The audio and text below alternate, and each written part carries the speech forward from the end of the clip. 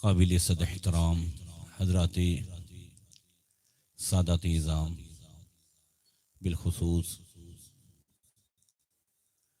हज़रत अल्लामा मौलाना सैयद अब्दुल मोमिन बापू साहब क़िबला तशरीफ़ फरमा, दीगर सादात किराम उलमाए ज़वील एहतराम बिलखुसूस हज़रत अल्लामा मौलाना सूफ़ी तस्नीम रज़ा साहब क़िबला शेख उल-हदीस दारुल नूर मोहम्मदी, हज़रत अल्लामा मौलाना नौशाद आलम साहब क़िबला और तशरीफ़ फरमा हमारे दिगर तमाम उलमाए ज़वील एहतराम सामीन किराम ख़वातीन इस्लाम, अस्सलामु अलैकुम व रहमतुल्लाहि व बरकातुहू। अल्हम्दुलिल्लाहि व कफ़ा वस्सलातु वस्सलामु अला मुहम्मदिनिल मुस्तफ़ा व अला आलिहि व अस्हाबिहि अल्लज़ीना सईदू फ़ी मआरिजिल हक़्क़ि वल हुदा व खुलफ़ाए सादातिना अबी बकरिन सिद्दीक़िल अकबर व उमर अल फ़ारूक़िल आज़म व उस्मान ज़िन नूरैन व असदिल्लाहिल गालिब अलीय्यिल मुर्तज़ा व इब्निहिल इमाम हसनिल मुज्तबा व सिबतिहिल इमाम हुसैन शहीद दाफ़िइल कर्ब वल बला व उम्मिहिमा सय्यदतिन निसाइ फ़ातिमत ज़हरा व इब्निहि अब्दुल क़ादिर सय्यदना गौसिल वरा व सिराज उम्मती अबी हनीफ़त इमाम अइम्मतिल हुदा व इमाम अहले सुन्नतिही मुजद्दिदिल आज़म लिदीनिही व शरीयतिही सय्यदना अहमद रज़ा व इब्नि शेख अल मुफ्ती अल आज़म मुस्तफ़ा रज़ा व इब्निहि सय्यदी व सनदी व ज़ुखरिया शेख अल मुफ्ती अख्तर रज़ा व जमी अहले सुन्नति व जमाअती दाइमन अबदन अबदा।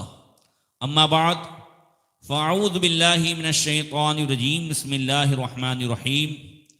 व मिन आयातिही अन खलक़ लकुम मिन अनफुसिकुम अज़वाजन लितस्कुनु इलैहा व जअल बैनकुम मवद्दतम व रहमा। सदक़ल्लाहु मौलाना अज़ीम। दुरूद शरीफ पढ़ें। अल्लाहुम्मा सल्लि अला सय्यदना मौलाना मुहम्मदिन मअदनी जूदी वल करम व आलिहि व सहबिही व बारिक वसल्लिम। आज हम और आप हमारे जनाब मोहतरम इसहाक भाई की साहबजादी की होने वाली शादी खाना आबादी के मौके पर अल्लाह उसके रसूल के जिक्र के लिए जमा हुए और साथ ही साथ इनके भाई मरहूम सुलेमान याकूब बेलीम के इसाले सवाब के लिए अल्लाह ताला अपने हबीब सल्लल्लाहु ताला अलैहि वसल्लम के सदक़े में उनकी मग़फ़िरत फ़रमाए, तमाम छोटे बड़े गुनाहों को माफ़ फरमाए, दर्जात में बुलंदियाँ अता फ़रमाए, घर वालों को सब्र जमील अता फ़रमाए। मौला करीम अपने हबीब सल्लल्लाहु ताला अलैहि वसल्लम के सदक़े में तमाम अंबिया किराम औलिया किराम और उनकी पाकीज़ा बीवियों की मोहब्बतों के सदक़े में मौला करीम दुल्हा और दुल्हन के दरमियान मोहब्बत ताम अता फ़रमाए और उन्हें और हम सब को आपस में एक दूसरे के हुकूक़ की अदायगी की तौफ़ीक़ अता फ़रमाए। साथ ही साथ चूँकि हम निस्बत वाले हैं, आज अहले सुन्नत वल जमात की बड़ी जो है मोहसिन शख्सियत हुज़ूर हाफिज़ मिल्लत हज़रत अल्लामा मौलाना अब्दुल अज़ीज़ मुहद्दिस मुरादाबादी रज़ियल्लाहु ताला अन्हु के उर्स का भी दिन है और अहले सुन्नत वल जमात की हर महफिल किसी न किसी निस्बत से होती है और उसी निस्बत से जिस मकसद के लिए हम बैठते हैं अल्लाह ताला उसमें बरकतें अता फ़रमाता है। इंशाअल्लाह उनकी बारगाह में भी खराज अक़ीदत पेश करेंगे। अल्लाह ताला उनके फैज़ान से हम सबको मालामाल फरमाए। परवरदिगार हम सबको इस्लामी ज़िंदगी और ईमानी मौत नसीब फरमाए। निकाह की अहमियत इस्लाम में सिर्फ सुन्नत ही की नहीं है, बसा औक़ात निकाह वाजिब बल्कि फ़र्ज हो जाता। जो आज के दौर में हमें यही देखना है कि निकाह बसा औक़ात वाजिब या फ़र्ज है और निकाह की अहमियत क्या है, उसकी ज़रूरत क्या है, वो इस्लाम ने उसे क्या मकाम दिया है। अज़ीम आबाद में एक औरत जवानी में बेवा हो गई। उसके बाद उसने अपने बच्चों की परवरिश के लिए पूरा ध्यान दे दिया और रात ने दिन इबादत में भी मसरूफ़ रही। दिन में रोज़ा रखती थी, रात भर इबादत करती थी, नवाफिल चाश्त ये हर वक्त, यहाँ तक कि वो जवान औरत जो बेवा हुई थी धीरे धीरे उस मकाम पर पहुंची कि जो उसकी ज़बान से निकलता था अल्लाह ताला पूरा फरमा देता था। लोग दुआओं के लिए उसके पास आते थे। जब उसके विसाल का टाइम हुआ तो उसने दूसरी औरतों के लिए एक वसीयतनामा लिखा। उसमें उसने ये लिखा कि जवानी में मैं बेवा हो गई और उसके बाद कुरान के फरमान के मुताबिक मैं नमाजें पढ़ती रही, बुराइयों से बचने के लिए, बेहयाइयों से बचने के लिए वो सब कुछ करती रही। मगर कभी कभी अगर रात में सिर्फ जो है पट्टे वाले की भी आवाज आती तो दिल करता था कि भाग करके उसके पास चली जाऊं। मैं तमाम औरतों से नसीहत करती हूं, वो लिखती है कि अगर जवानी में बेवा हो जाओ या तलाक हो जाए तो कभी भी पूरी जिंदगी ऐसे मत रहना, निकाह जरूर करना, निकाह जरूर करना। मैंने तो अपनी जिंदगी गुजार ली, मगर उसमें जो मैंने कठिनाइयां महसूस की है और अपने आप को गुनाहों से बचाने के लिए जो मैंने कोशिशें की हैं, जो जद्दोजहद किया है, निकाह में अल्लाह तबारक व तआला ने जो सुकून रखा है, वो जो हिफाजत रखी है, वो पूरी जिंदगी मैं उससे डरती रही और अपनी जिंदगी तो मैंने काट ली अपनी दूसरी बहनों से कह रही। तब मुझे याद आया, इमाम गजाली ने जो नकल किया है, हजरत मुआज़ इब्न जबल रज़ी अल्लाह तआला अन्हु कहते हैं कि अगर मुझे पक्का मालूम हो जाए कि मेरी जिंदगी के सिर्फ 10 दिन बाकी हैं, कितने बाकी हैं? सिर्फ 10 दिन बाकी हैं, और मुझे मालूम हो जाए कि 10 दिन बाकी है और फिर अगर मेरी बीवी का इंतकाल हो जाए या मेरी निकाह में एक भी न रहे तो भी मैं निकाह करूं, इसलिए कि मैं अल्लाह के सामने निकाह वाला जाने में ज्यादा फख्र महसूस करता हूं। इसकी अहमियत को आप देखें। अल्लाह के रसूल सल्लल्लाहु अलैहि वसल्लम ने इरशाद फरमाया, देखिए जब हम में से किसी का निकाह होता है तो निकाह होने के बाद फौरन दोस्त, अहबाब, रिश्तेदार सब एक दूसरे को मुबारकबादी देते हैं। आपस में रिश्तेदार, दोस्त ये तो मुबारकबादी देते हैं, मगर निकाह जब किसी मुसलमान का होता है तो हालत किसकी खराब होती है? अल्लाह के रसूल ने इरशाद फरमाया, इज़ा तज़व्वजा अहदुकुम अद्दा शैतानु व यक़ूल या वैलता असमा इब्नु आदम मिन्नी सुलुसै दीनी।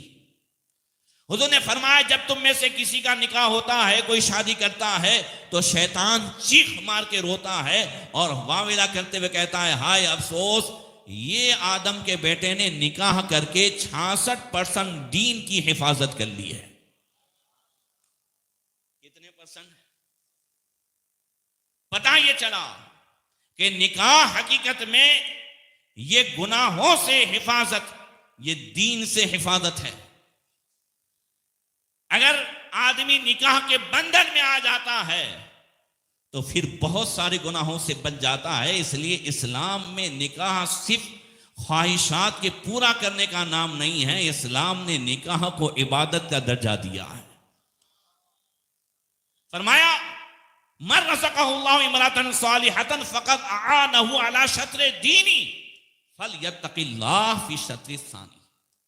फरमाया, जिसको अल्लाह ताला ने नेक बीवी दे दी है तो अल्लाह ने आधे दीन से उसकी मदद फरमा दी है।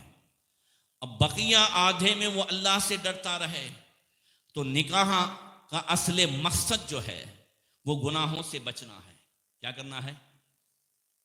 देखिए, कोई भी चीज अगर हम करें तो उसमें कई चीजें होती हैं। एक तो सबसे पहले नीयत। क्या है? नीयत। हर चीज में नीयत जरूरी है ना। दूसरा है कि जो चीज करने जा रहे हैं उसका असले मकसद। आज नीयत भी हमारी सही नहीं होती है और मकसद भी सामने नहीं होता है। नतीजा यह होता है कि निकाह के जो फायदे हैं वो हासिल होते। निकाह में नीयत कौन सी होनी चाहिए? जैसे हर चीज में नीयत जरूरी है, ऐसे निकाह में भी नीयत का होना जरूरी है। आक़ा करीम सल्लल्लाहु तआला अलैहि वसल्लम ने निकाह की नीयत ये बताई कि मन तज़व्वजा इमरातन लिइज़्ज़िहा लम युज़िदहुल्लाहु इल्ला ज़िल्लन वमन तज़व्वजा इमरातन लिमालिहा वलम युज़िदहुल्लाहु इल्ला फ़क़रन वमन तज़व्वजा इमरातन लिहसबिहा लम युज़िदहुल्लाहु इल्ला दनाअतन वमन तज़व्वजा इमरातन लियगद्द बसरहु व युहसिन फरजहु व यसिल रहिमहु बुरिका लहा फी व बारकल्लाहु लहु फीहा। हुजूर ने फरमाया जो किसी औरत से निकाह करे उसकी इज्जत की वजह से, किसकी वजह से? इज्जत की वजह से कि बड़े घर का जमाई हो जाऊं, अल्लाह ताला उसे जलील करेगा। जो निकाह करे माल की वजह से कि ज्यादा माल मिल जाए, ज्यादा जहेज मिल जाए, अल्लाह ताला उसे और मोहताज करेगा। जो किसी हसब और नसब की वजह से निकाह करे तो अल्लाह ताला उसकी कमीनेपन में जो है और ज्यादती करेगा। मगर जो कोई निकाह करे इसलिए कि लियगद्द बसरहु, कि हां आंखों को भी गुनाहों से बचाए, शर्मगाह को भी गुनाहों से बचाए और आपस में रिश्तों का हक अदा करे, अल्लाह ताला मियां बीवी के उस निकाह में बरकत अता फरमाएगा और आने वाली नस्ल में भी बरकत अता फरमाएगा। असल है नीयत, तवज्जो है ना, असल क्या है? नीयत। नीयत यह है कि ताकि हम गुनाहों से बच जाए, जो निकाह का मकसद है वो मकसद सामने हो। नीयत जो है सिर्फ माल ना हो, नीयत हुस्न जमाल ना हो, यह सब तो मिलना ही मिलना है। असल है कि बंदा गुनाहों से बचने के लिए, देखिए एक गुलाम था हिंदुस्तान का, उसका नाम था मुबारक। वो शहर मुरू के रईस हजरत नूह जो वहां के काजी भी थे उसका गुलाम था। बगीचा था बहुत बड़ा अंगूरों का, उसमें गुलाम मुबारक को रखा था। एक दिन हजरत नूह जो शहर मुरू के रईस वो काजी थे, काजी साहब अंदर गए बगीचे में, कहा मुबारक अंगूर ले आओ। मुबारक अंगूर ले आए मगर बड़े खट्टे थे। कहा दूसरे दर्द से ले आओ, दूसरे दर्द से लाए, वो भी खट्टे थे। कहा मुबारक 1 महीने से हो, तुम्हें पता नहीं चलता कि किस में मीठे हैं किस में खट्टे हैं? कहा आपने मुझे बाग की देखभाली के लिए कहा है, चखने के लिए तो नहीं कहा था, खाने के लिए तो नहीं कहा था, लिहाजा मैंने तो जो है खाया नहीं, आज तक किसी को जो है चखा तक नहीं है। बस इतना सुनना था कि वो हजरत नूह जो शहर के काजी थे, रईस थे, बड़े आलिम थे, उन्होंने सर झुकाया। कहा मुबारक मैं एक टेंशन में हूं। बोले कौन सा टेंशन है? बोले लड़की मेरी जवान है, बड़ी खूबसूरत भी है और पढ़ी लिखी भी है, बड़े बड़े रिश्ते आते हैं उसके, मगर परेशान हूं कि अगर इसके साथ निकाह करता हूं तो वो सेठ नाराज होता है, उसके साथ निकाह करता हूं तो वो नाराज होता है, मैं परेशान हूं कि निकाह कहां करूं, तू मुझे जो है मशवरा दे कि मैं निकाह कहां करूं। तो मुबारक ने कहा कि बस हुजूर के जमाने में निकाह सहाबा कैसे करते थे वो आप देख लें। यहूदी जो है वो माल को देखते थे, ईसाई हुस्न जमाल को देखते थे और मुशरिकीन हसब नसब को देखते थे और सहाबा दीनदारी को देखते थे। फरमाया अल्लाह के रसूल ने तुनकाहुल मरअतु ली अर्बईन ली मालिहा वली हसबिहा वली नसबिहा वली जमालिहा वली दीनिहा फज़फुर बिदाति दीन तरीबत यदाक। नबी ने फरमाया लोग आमतौर से निकाह करते हैं तो 4 चीजें देखते हैं, कोई हुस्न जमाल देखता है, तो कोई जो है हसब व नसब देखता है, कोई माल देखता है, मगर कुछ ही ऐसे हैं जो दीनदारी को देखते हैं। हुजूर ने फरमाया तुम दीन को देखना। साहबा से क्या कहा? तुम दीन को देखना। फज़फुर बिज़ाति दीन, तुम दीनदारी को देखना। हाँ अगर लड़की दीनदार होगी तो अपने शोहर को मौला अली का गुलाम बनाएगी और आने वाली नस्ल को इमाम हसन और हुसैन का गुलाम बनाएगी। तुम दीनदारी को देखना। मैं दीनदारी के हवाले से आगे बताऊंगा। तो हजरत नूह ने कहा मुझे मिल गया रिश्ता। हदीस सुनते ही कहा मुझे रिश्ता मिल गया। बोले अच्छा मिल गया? बोले हाँ। बोले कहां करेंगे आप अपनी बेटी का रिश्ता? बोले 1 महीने से जिसको बगीचे में रखा हो और फिर वो जो है अपनी दयानतदारी का ये सबूत दे कि अंगूर तक न चखे, तो इससे बढ़कर के मुझे परहेजगार कहां मिलेगा। लिहाजा मैं अपनी बेटी का निकाह तुम्हारे साथ करने जा रहा हूं। तो कहने लगे मुबारक कि मैं तो हिंदुस्तान का हूं और गुलाम हूं, भाई बड़ा सेठ अगर किसी नौकर से निकाह करे तो लोग उसे ये समझते हैं ना, तो नौकर से भी जो है गुलाम, बोले मैं तो गुलाम हूं। और फिर आप घर में तो पूछिए, याद रखेगा, घर में तो पूछिए। कहां घर में भी पूछता हूं। याद रखें, गाड़ी उसी वक्त स्पीड से चल करके मंजिल तक पहुंच सकती है जब दोनों टायर बराबर हो। जो है ना, जब दोनों टायर क्या हो, बराबर। अगर टायर में इधर उधर हुआ तो फिर या तो पंचर हो सकता है, या धीमी हो सकती है, या मंजिल तक नहीं पहुंच सकती। इसी को आका करीम सल्लल्लाहु अलैहि वसल्लम ने फरमाया। जब सहाबाए किराम रिज़वानुल्लाहि तआला अलैहिम अजमईन ने कुरान पाक की ये आयत सुनी, वल्लज़ीना यकनीज़ूना अज़-ज़हब वल-फ़िद्दता वला युनफ़िक़ूनहा फ़ी सबीलिल्लाह फ़बश्शिरहुम बिअज़ाबिन अलीम।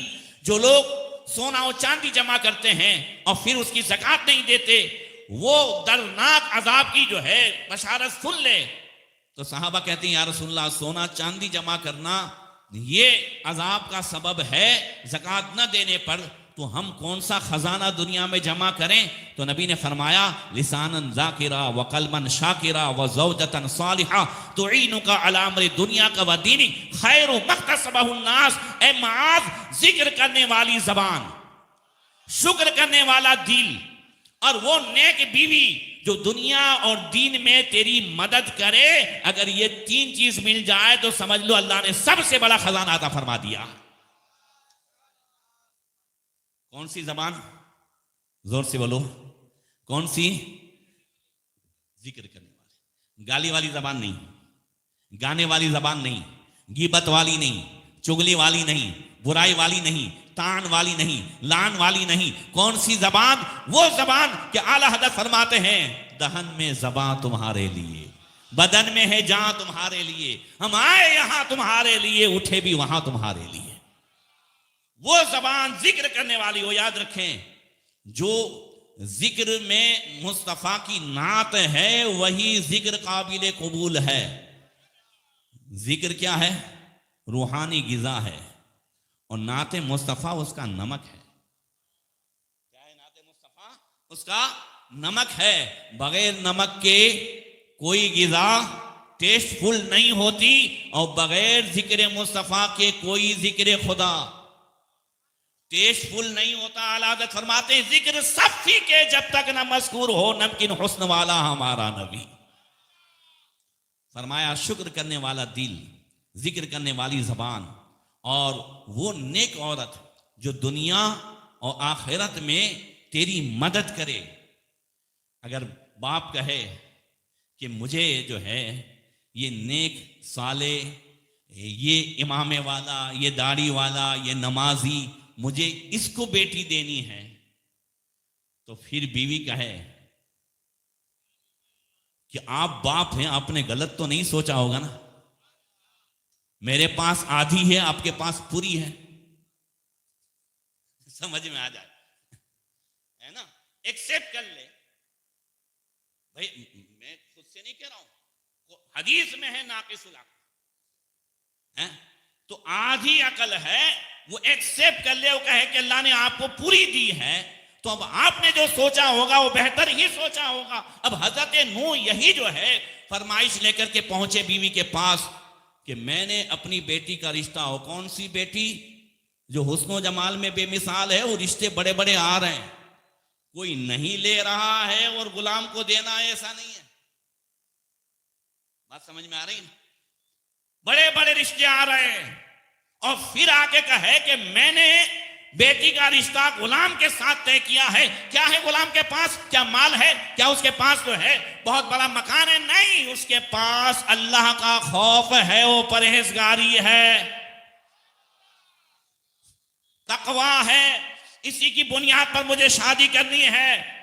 तो बीवी कहती है, आपने जो सोचा होगा अच्छा ही सोचा होगा, चलो मिलकर के जो है बेटी से भी पूछ लेते हैं। जब इन दोनों की सोच मिली है तो बेटी की भी सोच भी मिली, उसने भी कहा आप हमारे माँ बाप हैं, आपने जो सोचा होगा। काश अल्लाह ताला हर बेटी को यह समझ अता फरमाए, माँ बाप कभी औलाद के लिए गलत नहीं सोचते। औलाद को चाहिए कि माँ बाप की बात को जो है तस्लीम करे, अगर उसके समझ में गलत भी है तो अल्लाह तबारक व तआला ऐसी मदद फरमाएगा कि वो सही हो जाए। कबूल तो करें।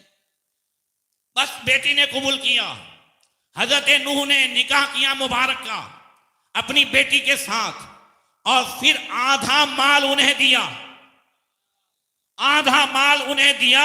अल्लाह तबारक व तआला ने माल में भी बरकत अता फरमाई, निकाह में भी बरकत अता फरमाई, और बेटा वो अता फरमाया अब्दुल्ला इब्ने मुबारक,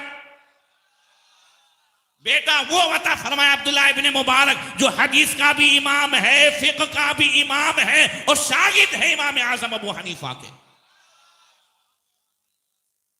क्या फरमाया था अल्लाह के रसूल ने? पूरी का लहू फीहा, अल्लाह ताला जो है दोनों में बरकतें अता फरमाएगा, जिसकी नीयत ये हो कि हाँ गुनाह से बचने के लिए, परहेजगारी के लिए वो निकाह करे। तो निकाह में मेन है नीयत।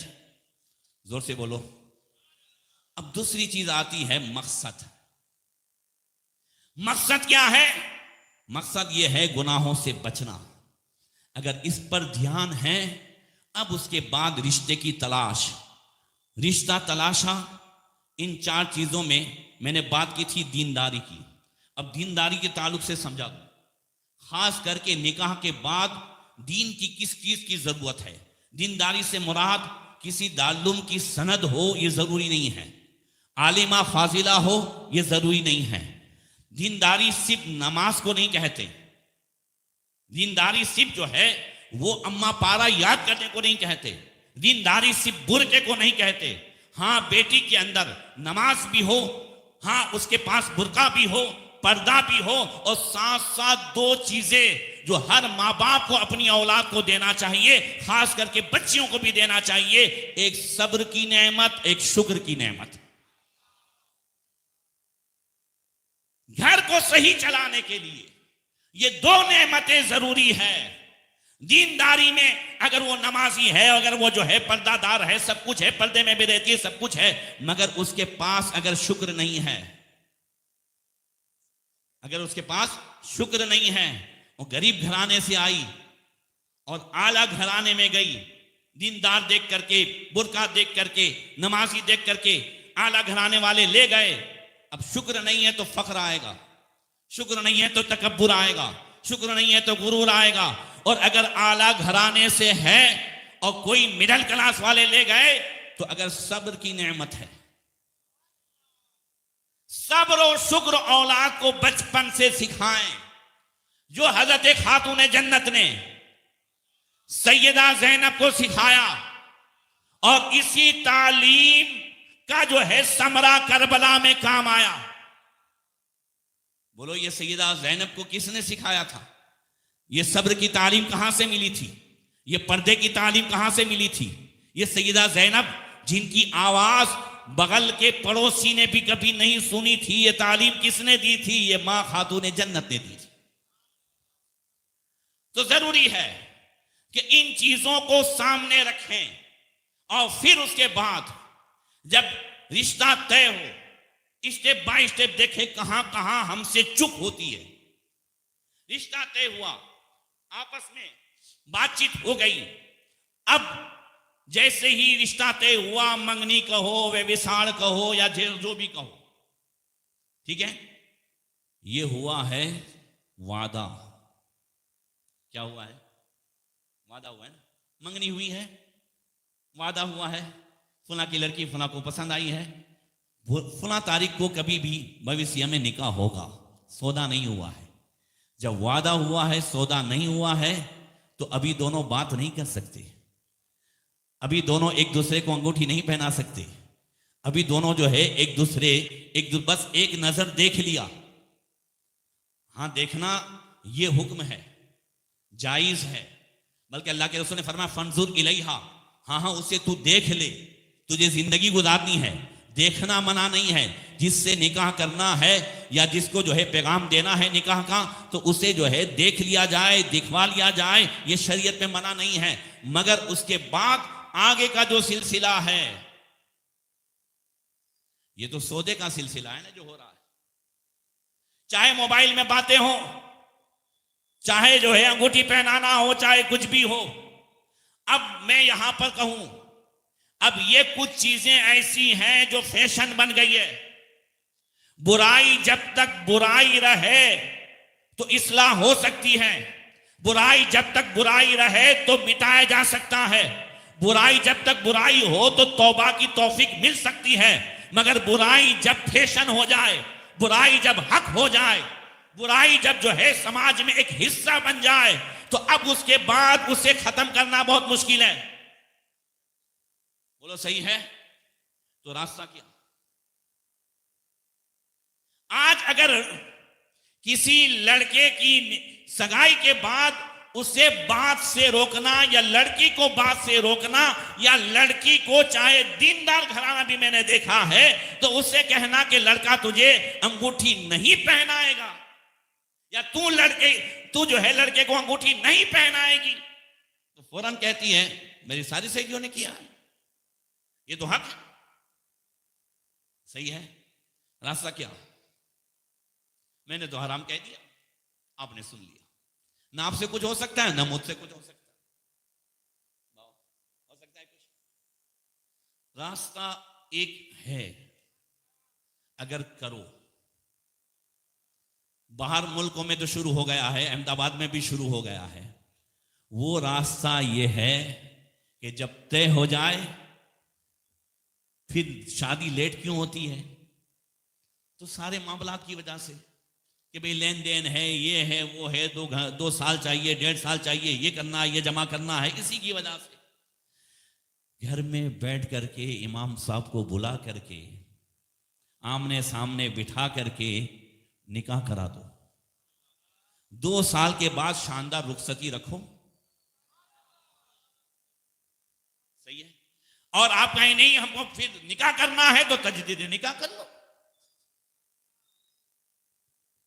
तजदीद निकाह कर लो, दोबारा निकाह कर लो। मगर कम से कम हराम से तो बच जाओगे। बात समझ में आ रही है?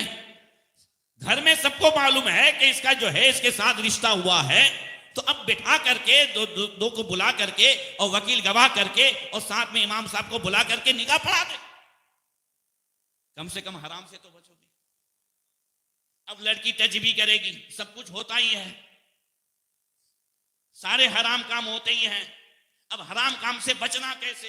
तो कुछ तो करोगे। तो अब उसके लिए यही रास्ता है कि निकाह कर लो, रुखसती बाद में कर लेना। आना जाना ये वो तो हराम नहीं होगा। ये तो जो है 5-5 घंटे रोजाना हराम काम तो नहीं होगा। ये फोन में बातें, जब सारी चीजें फैशन ही हो गई है। पहली बात तो यह कि इससे बचो। मैं कोई इसको फैलाने नहीं आया हूं। बात समझ में आ रही? इसको कंट्रोल करो। अगर कोई इसको कंट्रोल करता है तो मेरी नजर में आज के दौर में बहुत बड़ा मुजाहिद है। वल मुजाहिदु मन जहद नफ्सहु, सबसे बड़ा मुजाहिद है अगर कोई कंट्रोल कर रहा है। अगर सारे लड़कों के बीच में अगर 10 के बीच में एक ऐसा है जो बातें नहीं करता, 10 के बीच में एक ऐसा है जिसने जो है अंगूठी नहीं पहनी है, 10 के बीच में एक ऐसा है, तो मैं समझ रहा हूं वो जो है बहुत ऊंचे मकाम पर है, बहुत बड़ा मुजाहिद है अगर उसने ऐसा करके दिखाया। और नहीं चुपके करना है तो खुलेआम जो है पहले निकाह कर, गुनाहों से बच जाओ। ये आज जरूरी है। नतीजा ये है कि जब निकाह सुन्नत है, जोर से बोलो, और एक सुन्नत काम करने से पहले सैकड़ों काम हराम होते हैं, नतीजा यह है कि बाद में उसकी बरकत नहीं मिलती। एक से एक काम करने जा रहे हैं ना, एक नेक काम से पहले सगाई से लेकर के शादी तक गिनना, तो 1-2 नहीं, रोजाना सैकड़ों काम हराम नजर आएंगे। अब फिर शादी में तो उसमें भी बहुत सारी रस्में, कोई हराम है, कोई नाजायज है, तो कोई फजूल है। उसमें हर चीज हम देख लें कौन सी चीज है। कल ही में बच्चे के कपड़े के लिए गया था तो देखा हर तरफ पीला पीला। मैंने कहा ये इतने पीले कुर्ते क्यों हैं? तो बोले ये तो जो है अब पीठी। मैं कहा भाई पीठी जो है, हल्दी, ये तो एक अच्छी रस्म थी, थोड़ा सा जिक्र हदीस में भी मिलता है। अल्लाह के रसूल सल्लल्लाहु अलैहि वसल्लम ने एक सहाबी को उसमें देखा, पीला कलर देखा, कहा क्या हुआ है? कहा मैंने शादी की है। कहा औली मौला भी शादी में वलीमा कर, अगरचे एक बकरी से। अब वलीमा छूट गया, जो था वो सब छूट गया और दूसरी चीजें हमने ले ली। अब उसी में हल्दी जो है वो ये है कि लड़का और लड़की दोनों का जिस्म खिले, बराबर, उसके जिस्म में फुर्ती आए तो हल्दी लगाई जाए, पोपटन लगाया जाए, ये सब लगाया जाए, दोस्त को लगाए, सहेलियां या जो है लड़कियां वो लड़कियों को लगाए। इसको छोड़ करके उसमें गलत रस्में कितनी हो गई हो। अब हल्दी कोई लगाता वगाता नहीं, सब पीले कपड़े पहन लेते हैं। अब इसमें भी जो है बहुत सारी हराम चीजें और बहुत सारी खराब रस्में आ गई। हर रस्म को हमने ऐसा मिला दिया है कि असल चीज खत्म हो गई और धीरे धीरे धीरे वही रस्म जो उसकी बुराई बयान नहीं की जाती या बुराई जो है सामने नहीं लाई जाती, तो वही रस्म एक आदत भी हो जाती है और कभी माज़अल्लाह वही रस्म इबादत बन जाती है, यानी लोग उसे इबादत समझने लगते। इसलिए कोई भी चीज पहले दिन से अगर बुरी है, अगर हमने पहले दिन से रोका होता कि हाँ ये मोबाइल पे बात करना जो है गलत है, गलत है, पहले दिन से रोकते जाते तो बहुत कुछ हम कवर कर लेते। मगर करते गए और उस वक्त आंख खुली कि जब इसी मोबाइल की वजह से मंगनियां टूटने लगी, इसी मोबाइल की वजह से गलत जो है नतीजे सामने आने लगे। ये हम समझ रहे थे, माँ बाप समझ रहे थे, अरे जिससे रिश्ता हुआ है वो उससे बात कर रही है, वो तीसरे से बात कर रही थी, तब आंख खुली। गलत तो गलत है ना भाई, जब नबी ने मना फरमाया तो मना ही है। अब उसको अगर करने जाओगे तो उसका नतीजा तो खराब ही आएगा। एक सुन्नत के खिलाफ भी अगर करेंगे तो नहीं कुछ ना कुछ तो नतीजा खराब आएगा। और एक सुन्नत पर अमल करोगे, जरा जोर से, एक सुन्नत पे अमल करोगे तो फिर अल्लाह तबारक व तआला उस सुन्नत की बरकत से वो मकाम अता फरमाता है कि इमाम रब्बानी मुजद्दिद अल-फ़सानी कहते हैं, मुझे इबादत और रियाजत से वो नहीं मिला जो एक रात सिर्फ सुन्नत की इज्जत करने की वजह से अल्लाह ताला ने अता फरमाया। तो अर्ज ये कर रहा था कि बुराइयों को जो शुरू में है उससे भी खत्म करने की कोशिश करें। और खास शादियों के मौके पर बड़े काबिल मुबारकबाद हैं और बड़ी जद्दोजहद की है।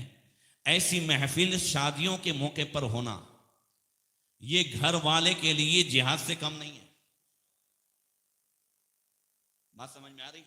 बहुत कुछ करना पड़ता है, कई टेढ़े मुंह देखने पड़ते हैं, कई टेढ़ी नजरों से गुजरना पड़ता है, कई टेढ़ी जबान से जख्मी होना पड़ता है, तब जाकर के ऐसी महफिल सजती है। आज के दौर में मैं आमतौर से बात करता हूं शादियों में, और जब ऐसी महफिल सजती है तो फिर उसमें बहुत सारी शैतानी हरकतें भी आती हैं।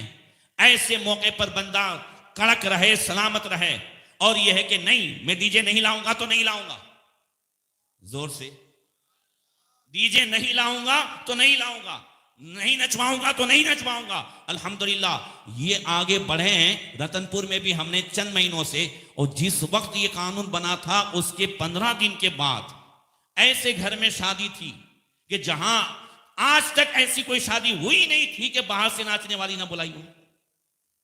और बंदे को अल्लाह ने तौफीक दी, खड़े होकर के उसने कह दिया मेरे घर से शुरुआत होगी, नहीं होगा। ने वो इम्तिहान शुरू हुआ। इधर बेटी ने चेहरा चढ़ाया, इधर ये हुआ, उधर वो हुआ, इधर हम उलमा ने भी प्लान किया इस बंदे को साथ देना है। मेरा प्रोग्राम दूसरी जगह था, वहां खत्म करके मैं उसके यहां पहुंचा सामने से। उसको जब मैंने साल पहनाई तो रो दिया, गले लग गया। बोले आज मुझे लगा मेरा कोई है, बोले कोई मेरी तरफ देख भी नहीं रहा।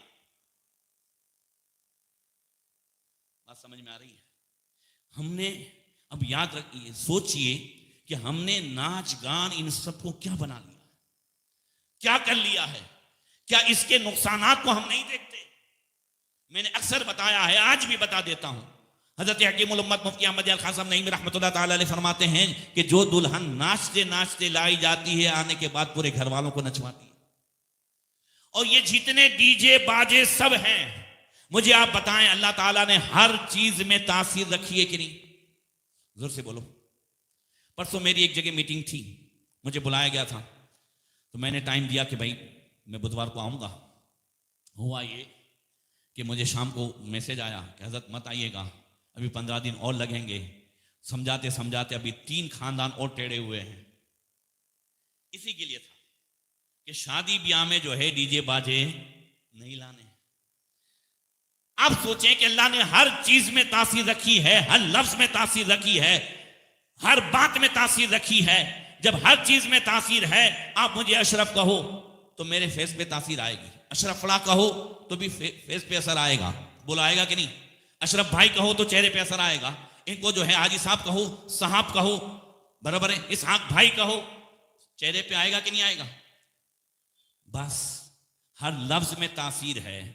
हजरत ख्वाजा अबुल हसन खकानी रजी अल्लाह तआला अन्हु दर्स दे रहे थे तो कह रहे थे, ए लोगो, तुम परेशान हो ना रोजी के हिसाब से, अगर रोजी में बरकत चाहते हो अल्लाह का जिक्र करो, अल्लाह जिक्र की बरकत से रोजी में बरकत अता फरमाएगा।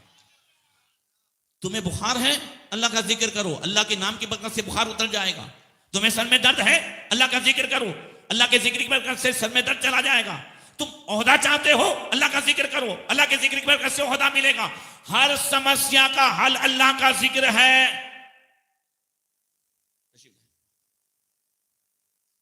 माशाअल्लाह, सुभान अल्लाह।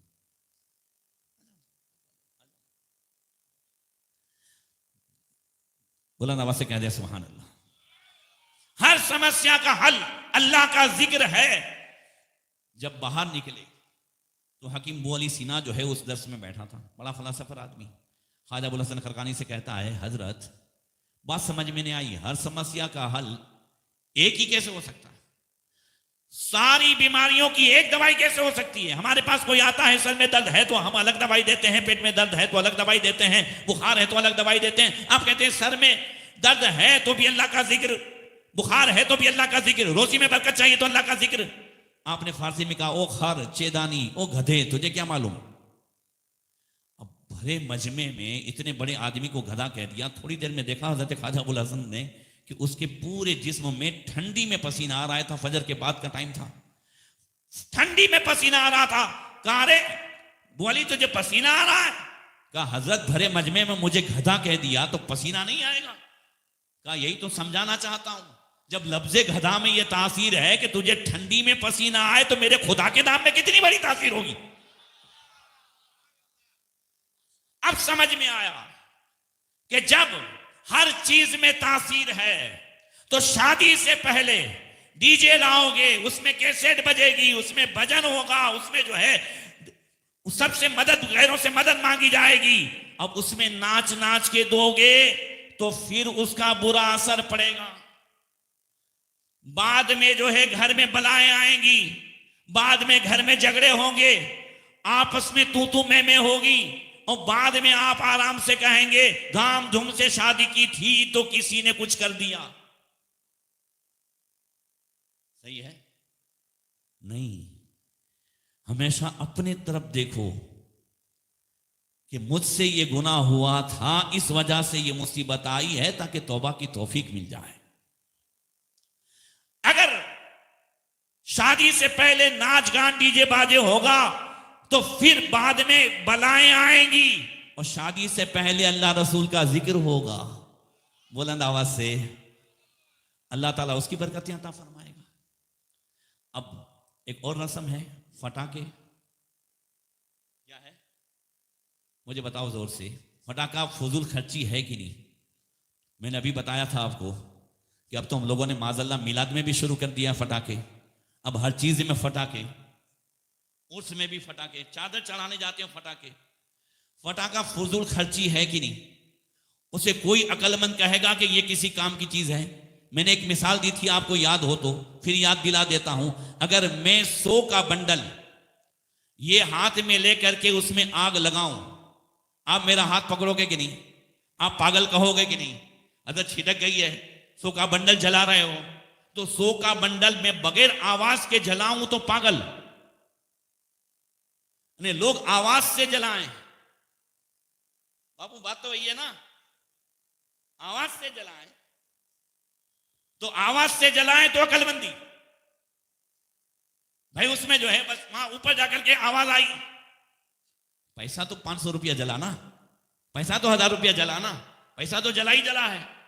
तो क्यों हम ऐसा काम न करें कि अगर हम शादी ब्याह के मौके पर कोई ऐसा काम कर लें कि जिससे किसी गरीब की मदद हो जाए।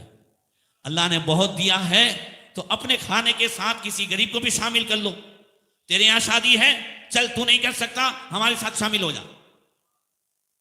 तेरे मेहमान मेरे मेहमान, अल्लाह ताला बरकत अता फरमाएगा, अल्लाह ताला उसके नसीब से तुम्हें अता फरमाएगा। बहुत सारी चीजें हैं कि अगर हम उसे करें, और फिर अभी तो मैं हुकूक की तरफ आया ही नहीं हूं। अगर शादी करना आसान है, बाद में निभाना, करना कमाल नहीं है, निभाना कमाल है। निकाह कर तो हर एक ले लेता है।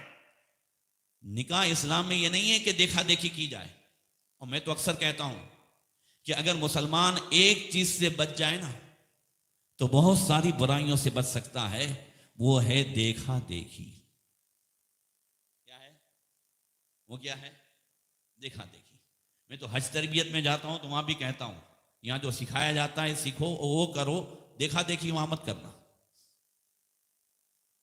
वहां भी देखा देखी मत करना, यहां भी देखा देखी। ये जो एक दूसरे को देख देख के हम करते हैं, उसके यहां ये हुआ है, उसके यहां ये हुआ है, उसने जो है हल्दी में ऐसा सजाया था तो मेरे यहां भी ये हो जाए, उसने ऐसा किया था तो मेरे यहां ये हो जाए। और फिर वो जो है डीजे लाया था 25,000 का तो मेरे यहां 50,000 का आए। इस देखा देखी ने आज मुसलमानों को कमजोर कर दिया।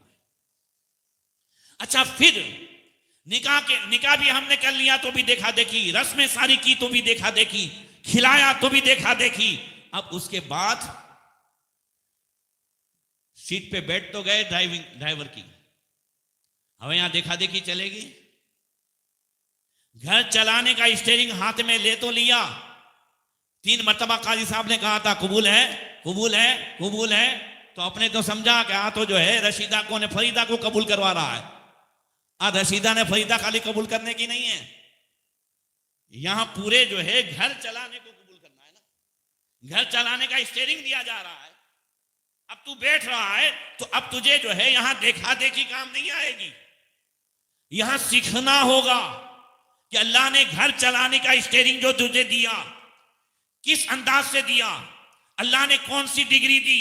फरमाया अर्रिजालु कव्वामूना अलन निसा, मर्द औरत पर हाकिम है, अफसर है। तुझे हाकिम कह करके अल्लाह तबारक व तआला ने घर चलाने का स्टीयरिंग तेरे हाथ में दिया।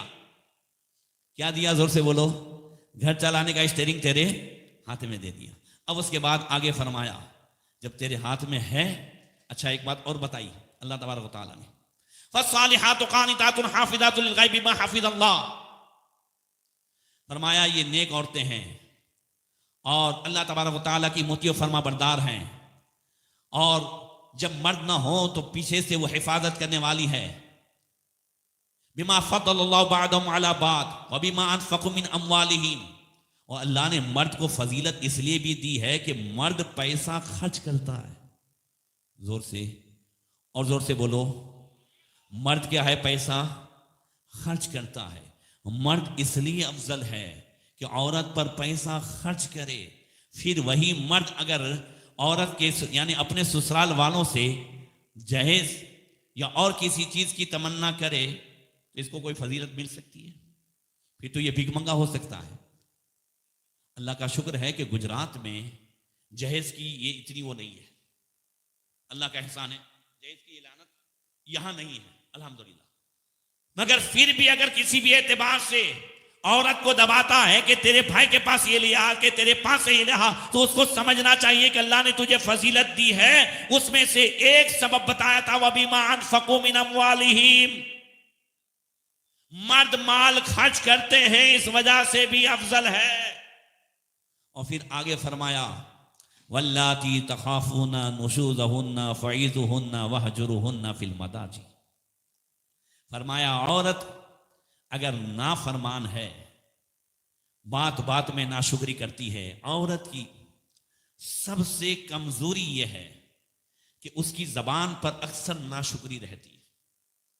कैसे रहती है? जिसको अल्लाह के रसूल सल्लल्लाहु अलैहि वसल्लम ने फरमाया, इज़ा क़ालतिल मरअतु लिज़ौजिहा मा रअयतु मिनका खैरन कत्तु फ़क़द हबित अमलुहा। जब कोई औरत किसी शोहर से कहती है कि मैंने तेरे घर में कोई भलाई देखी नहीं है, मुझे तो जो है 50 साल में इस घर में कोई अच्छाई दिखी नहीं है, उसके सारे अमाल, नमाज, रोजे सब बेकार। और फिर फरमाया दूसरी हदीस में, इन्नी लाअबग़ुज़ुल मरअता तख़रुजु मिन बैतिहा तजरु ज़ैलहा व तशकु ज़ौजहा। हुज़ूर ने फरमाया, मैं उस औरत से दुश्मनी रखता हूं जो औरत घर से निकले और शोहर की फरियाद करे, दूसरे को शिकायत करे। हुज़ूर फरमाते हैं, मैं उससे बुग़्ज़ रखता हूं, मैं उससे नाराज, जिससे रसूलुल्लाह नाराज हो जाए। इसलिए याद रखें, अगर हम माँ बाप हैं तो हम पर जिम्मेदारी है कि बच्चियों को हम इस अंदाज से ट्रेन करें कि वो समझे कि हाँ, अब मुझे किसका कहाँ मानना है और किसका कहाँ नहीं मानना। आज यही चीज है। आज देखें, अल्लाह के रसूल के जमाने में कैसी बच्चियां थी। एक हदीस याद आई है, जरा जोर से। हज़रत अनस कहते हैं, इन्ना रजुलन खरजा फी ज़मानी नबी सल्लल्लाहु तआला अलैहि वसल्लम व अमरा इमरातन अल्लाह तखरुज फी बैतिहा। एक साहब हुजूर के ज़माने में लंबे सफ़र पे गए, बीवी से कह गए कि मेरी इजाज़त के बगैर घर से बाहर मत निकलना। अब इत्तेफाक ऐसा हुआ कि फमरीज़ा अबूहा, ये तो चले गए दूर सफ़र पे, और औरत का जो बाप था, यानी उस आदमी का जो ससुर था, वो बीमार हो गया। फ़अरसलत इलन नबी सल्लल्लाहु अलैहि वसल्लम फ़ज़करत ज़ालिका लह। जब वो बीमार हुआ तो उसने हुजूर की बारगाह में एक कासिद भेजा कि पूछो हुजूर से ये मसला कि मेरा शोहर कह गया है उसकी इजाजत के बगैर मैं घर से बाहर न निकलूं। अब वो मोबाइल का जमाना नहीं था कि पूछ लेती, क्या मैं अपनी शोहर की इजाजत के बगैर बाप को देखने जाऊं, बाप बीमार है? हुजूर ने फरमाया, मुर अतीई ज़ौजकी, उससे कहो शोहर का कहां माने, शोहर का कहां। फिर फमात अबूहा, बाप का इंतकाल हो गया। फ़अरसलत इलन नबी सल्लल्लाहु तआला अलैहि वसल्लम, फिर हुजूर की बारगाह में जाकर के पूछा, फ़ज़करत ज़ालिका लह, फिर पूछा कि क्या आखिरी दीदार के लिए जाए।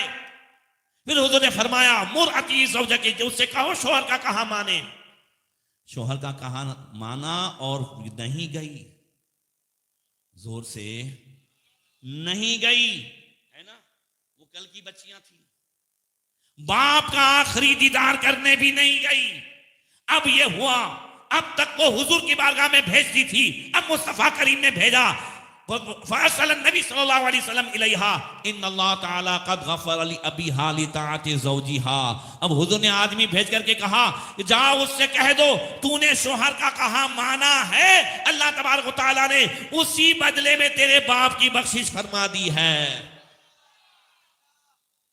अब यहां पर हज़रात सादात किराम, यहां पर एक बात कहूं, जब एक औरत बाप के इंतकाल पर शोहर का कहा माने तो बाप की बख्शिश का जरिया हो जाए, तो इसाले सवाब की बात करता हूं, अगर औलाद मां बाप के इंतकाल के वक्त अल्लाह रसूल का कहा मान ले। पहले नमाज कम पढ़ते थे, जुमा पढ़ते थे, 5 टाइम शुरू हो जाए, 4 टाइम पढ़ते थे, फजर नहीं पढ़ते थे, बाप के इंतकाल के बाद फजर भी शुरू कर ले, दाढ़ी नहीं थी दाढ़ी रख ले, और कोई नेक काम नहीं होता था कर ले, गुनाह होता था उसे छोड़ दे। कसम खुदा की बाप की बख्शिश हो जाए, सिर्फ इसाले सवाब देख चढ़ाने का नाम नहीं है, समझ रहे? सिर्फ देख चढ़ाने का नाम नहीं है। चहलुम पे 40 आइटम का नाम इसाले सवाब नहीं है, समझ रहे हैं? ये भी इन्हें बेकरी की, इन्हें इसकी, इन्हें उसकी, इन्हें अल्लाह ने दिया है, करो। मगर कभी पीछे मुड़ के देखा है कि आप 40वें में 40 आइटम बनवाते हो ना, औरतों को तकलीफ क्या होती है? वो कुछ पढ़ भी नहीं पाती, और 40 आइटम आपने रख दी थी है, कौन कौन खाता है उसे? इस रस्म को भी जो है, मैं भी तो इसी साइड का हूं ना, तो ये इसी साइड में सब कुछ है, बराबर इसी साइड का हूं। तो जब बड़ी अम्मा का इंतकाल हुआ, भाभी ने मुझसे कहा कि मैंने कहा दे दो ना, तुम ये सब 40 आइटम ना करो, किसी के घर जो है राशन भिजवा दो। बोले गद्दा और चादर ने ये सब देना, मैं कि इसके बदले किसी भी जो है गरीब लड़की को पूरा शादी का जो है वो दिलवा दो। तो खर्चा तो उससे ज्यादा ही हुआ, सवाब तो ज्यादा ही मिला, मगर फिर भी औरतों ने छोड़ा नहीं, ना मुझे छोड़ा ना उसको छोड़ा। जैसी फाते के लिए बैठे, ले कंजूस की नहीं रखी, फितरो छड़ी हुई भी। समझ रहे हैं? हम रस्मों को नहीं छोड़ते। आज के दौर के हिसाब से जो जरूरी है, क्या आज भी आप चिरागत जलाओगे? आज ये है तो इसके मुकाबले में क्या चिराग जलाओगे? यहां नहीं ना। चिराग जला करके अगर जलसा करोगे, नहीं ना। आज क्या जो है, अगर कहीं मुकाबला हो जाए तो तलवार से काम चलेगा। आज क्या घोड़े पर जो है, क्या घोड़े पर सवार होना सुन्नत नहीं है? जमाने के हिसाब से जब हम इन सब चीजों में तरक्की चाहते हैं, और आप ही का फतवा है हम लोगों पर कि मौलाना लोगों को जमाने के हिसाब से चलना चाहिए, तो कभी शादियों में ने चैलूम में घर वालों को भी तो चलाओ ना।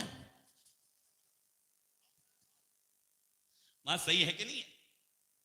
जब हमको जमाने के हिसाब से चलना चाहिए, हमें मुसल्ले तक नहीं रहना चाहिए, हमें दकियानुसी नहीं रहना चाहिए, तो कभी घर में भी तो देखो कि क्या हो रहा है। घर में वो जो है पुरानी रस्में उसे अब खत्म करें, और धीरे धीरे जो शरीयत के मुताबिक हैं उसके हिसाब से अगर हम करने जाएं तो कसम खुदा की बहुत सारी चीजें हो सकती हैं। अल्लाह के रसूल सल्लल्लाहु अलैहि वसल्लम, आज बहुत सारी चीजें इतनी आम हो गई, और सबसे ज्यादा अगर कोई चीज है तो आज निकाह के हिसाब से हमारी कम तवज्जोही, और निकाह के हिसाब से जो आज हम गलत फहमियों में मुब्तला हैं, गलत रस्मों में मुब्तला हैं, और निकाह हम नहीं करते या देर से करते हैं, जिसकी बुनियाद पर आज समाज में सबसे ज्यादा जिनाकारी और बदी आज है। जिनाकारी को अगर खत्म करना है, निकाह को तुम इतना आसान करो कि जिना दुश्वार हो जाए।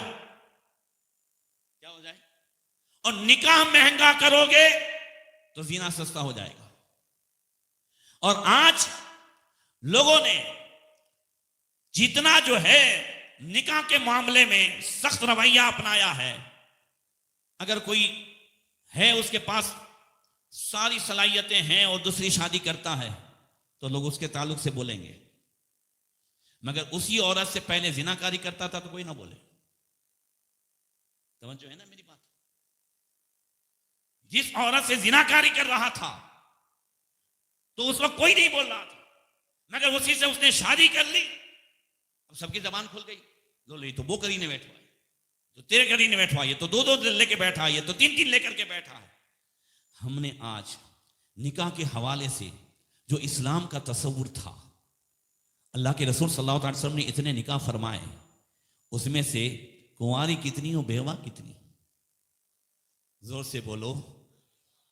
हज़रत उमर फारूक आज़म, हज़रत सिद्दीक़ अकबर, वो सहाबाए किराम रिज़वानुल्लाह ताला अलैहिम अजमईन, अगर किसी की शहादत होती या किसी की मौत वाक़े होती तो इद्दत के बाद सबसे पहले जो है कोशिश करते, हाँ इसे पैगाम पहुंचाया जाए। क्यों? क्या वजह थी इतनी शादियों की? असल ये था ताकि जिनाकारी का दरवाजा बंद रहे। आज के जिस दौर में हम और आप जी रहे हैं, अल्लाह के रसूल सल्लल्लाहु अलैहि वसल्लम ने हदीस पाक में फरमाया, इदस्तहल्लत उम्मती सिद्दतन फ़अलैतिमार। हुज़ूर ने फरमाया, जब मेरी उम्मत 6 चीजों को हलाल समझने लगे तो समझ लो तबाही आ जाएगी। उम्मत में तबाही, और आज तबाही आ गई है। उसमें से क्या है? तो फरमाया, हाँ इज़ा ज़हरू फी लुआन, जब उनमें लान तान ज्यादा हो जाए। खास करके एक दूसरी हदीस में अल्लाह के रसूल ने फरमाया, 15 निशानियां बयान की है अजाब की, उसमें से 15वीं निशानी बयान फरमाई, लाना आखिर हाजिल उम्मती अव्वलहा, इस उम्मत का आखिरी गिरोह पहले गिरोह पर लानत करेगा, यानी आज का मुसलमान सहाबा पर लानत करेगा।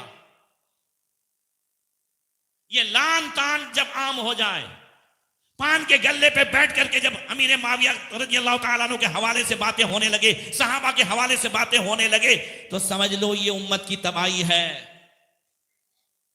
ये क्या है? उम्मत की। और फिर फरमाया दूसरी कौन सी चीज है? फरमाया वह शरीबुल खुमूर, शराब ज्यादा पी जाए, यह भी कयामत की निशानियों में से है। और नाम बदल बदल के शराब पी जाएगी, यह भी हदीस पाक में है।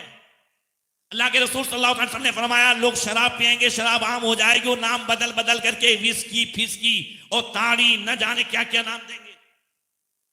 और इसी के साथ साथ सुन लें, चाहे किसी भी तरह का नशा हो, हर नशा कुल्लू मुस्किरिन हरामुन, हर नशा आवर चीज हराम है। चाहे ई सिगरेट हो, चाहे पाउडर हो, मुसलमान बच्चों को, जवानों को हकीकत में इन्हें तबाह बर्बाद करने के लिए गैरों ने ये इस तरीके से स्कीमें निकाल दी है कि हमारा बच्चा बस सोच लंबी रखे, रात ही में उसे करोड़पति बनना है, ताकि जुआ में और सट्टे में रहे, और फिर शराब, और शराब नहीं तो फिर ई सिगरेट और पाउडर और इन सब में आ जाए। अब सिटियों का हाल देखिए,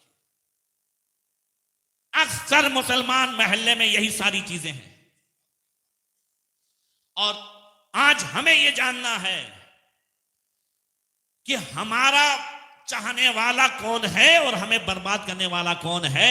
अफसोस की बात यह है कि पूरी जिंदगी कट जाती है, हम न दोस्त समझ पाते हैं, न दुश्मन समझ पाते हैं, न दोस्त को पहचान पाते हैं, न दुश्मन को पहचान पाते हैं, न अकीदे के एतबार से दोस्त दुश्मन की हमें जो है कोई तमीज है, और न इस्लाम के हिसाब से दोस्त दुश्मन की तमीज है, और न रिश्ते के हिसाब से दोस्तों दुश्मन की तमीज है। और फिर आखिर में जो फरमाया, पर शराब आम हो जाएगी, लान तान आम होगा, और वज़हरल कायनात, गाने बाजे खुद खूब आम हो जाएंगे। गाने बाजे क्या होंगे? और गाने बाजे, आप कहेंगे हजरत गाने को, ये बाजे को हलाल कौन समझता है? अब बाजे को हलाल नहीं, बाजे को लोगों ने इबादत समझ लिया है। क्या समझ लिया है? नहीं देख रहे हो मुहर्रम में सब में, उर्सों में चादर चढ़ाते हुए जा रहे हैं लोग, बाजा बजाते बजाते, इबादत समझ लिया है लोगों ने। अल्लाह के वली की बारगाह में जा रहे हैं, अकीदा है कि वो जिंदा है, और फिर भी जो है डटाई ऐसी, जुरत ऐसी कि वहां नाचते नाचते जा रहा है, और नीयत यह है कि बरकत मिले। कभी अकेले में सोचिएगा कि बाप के सामने ऐसी नाफरमानी करके उससे हिस्सा मिलेगा? तवज्जो है?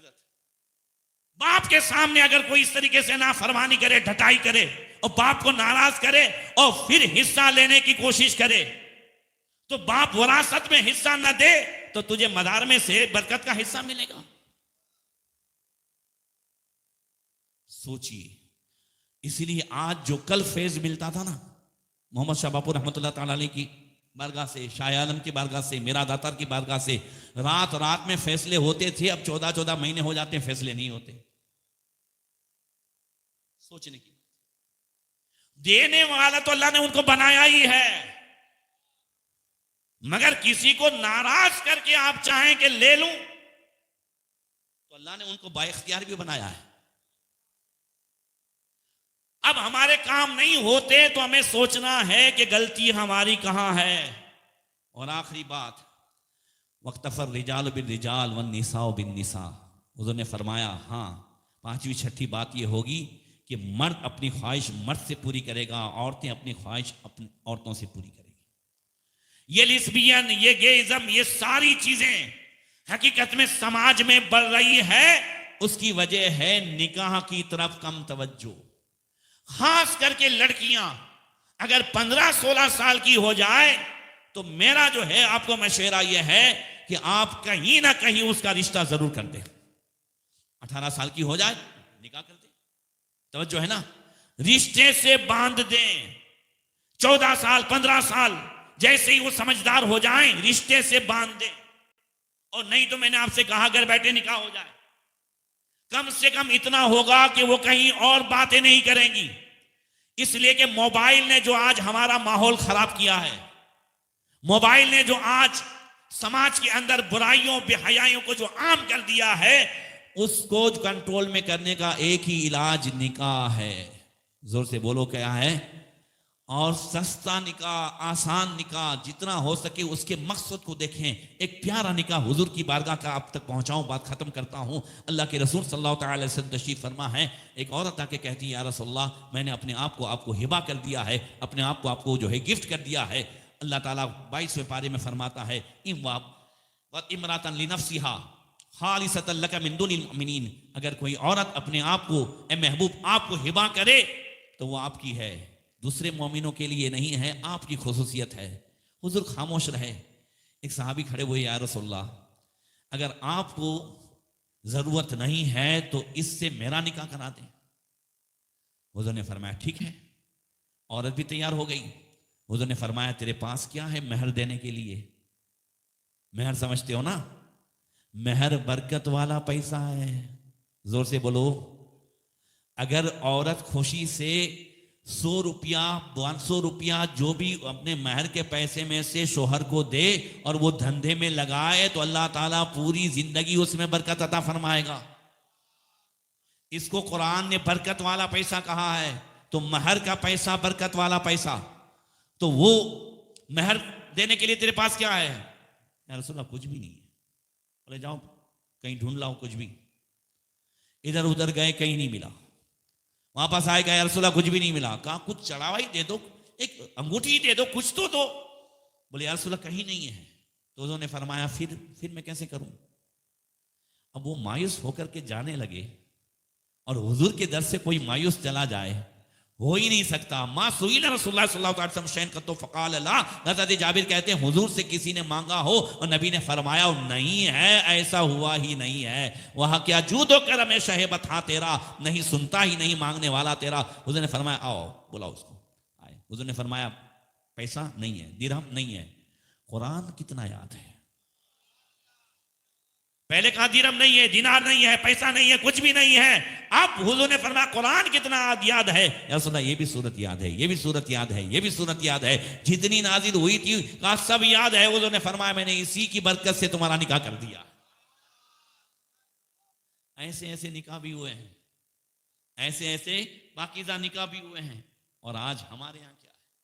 अल्लाह तबारक व तआला हम सबको तौफीक अता फरमाए। मौला करीम इस होने वाले निकाह को भी बाबरकत बनाए। और ख़ास करके अल्लाह तबारक व तआला हमारे इसाक भाई के भाई मरहूम सुलेमान की मग़फ़िरत फरमाए और उनके घर वालों को सब्र जमील अता फरमाए। अस्सलामु अलैकुम व रहमतुल्लाहि व बरकातहू।